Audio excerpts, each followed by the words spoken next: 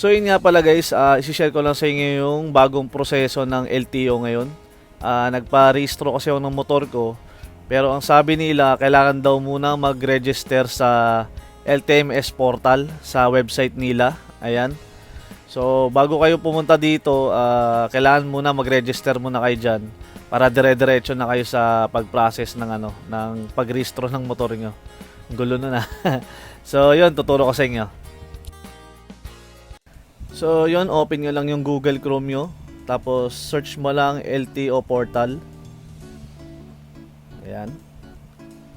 Search natin. Yan, LTMS portal. Click nyo lang yan. So scroll down. Yan, register now. So yun, scroll down lang natin ulit. Medyo mahaba ito eh. Ayan.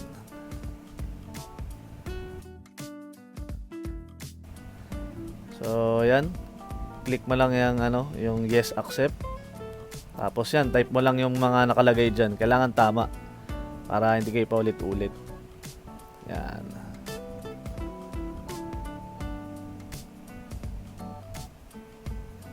Tapos click mo lang yung next.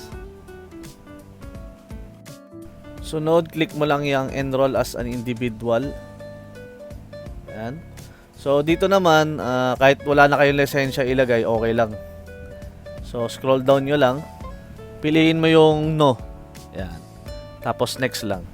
Bali taga LTO yung nagturo sa akin nun. So sabi no lang. So ito naman, kung Pilipino ka, siyempre yes. Kung hindi, no. So next. Tapos dito naman sa personal, dapat yung name nung may-ari nung sasakyan ang ilalagay mo.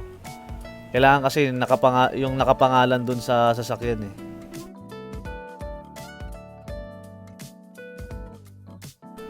Tapos yan, birthday na may-ari ng sasakyan, tsaka yung gender niya. Tapos yung name ng nanay niya. Yan. Nung dalaga pa siya. So pag okay na, next mo lang. So dito tayo sa contact. Yan, lalagay mo lang dyan yung email address na kailangan updated or alam mo yung password.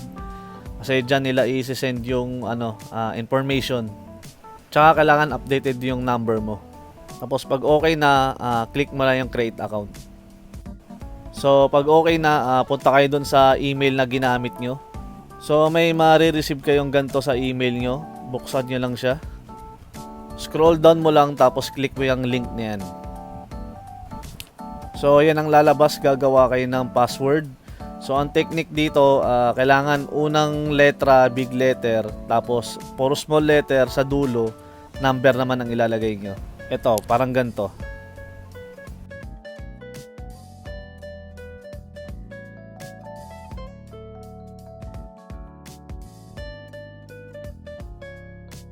So dito naman ulitin nyo lang din yung ginawa nyo doon. Kailangan pareho siya para hindi siya error. Tapos click mo yung set password. So ito na yung pinaka-account mo. Kailangan tandaan mo yung number na yan sa taas or i-save mo siya, screenshot. Screenshot mo siya na may kasamang password para hindi mo talaga siya makakalimutan.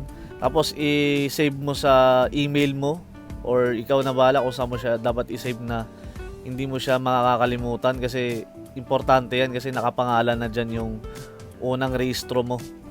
Sa kaya na yun lagi mong gagamitin account tuwing magpaparehistro ka na. So yun, okay na yan. Pag may lumabas na pangalan dyan, scroll down mo lang.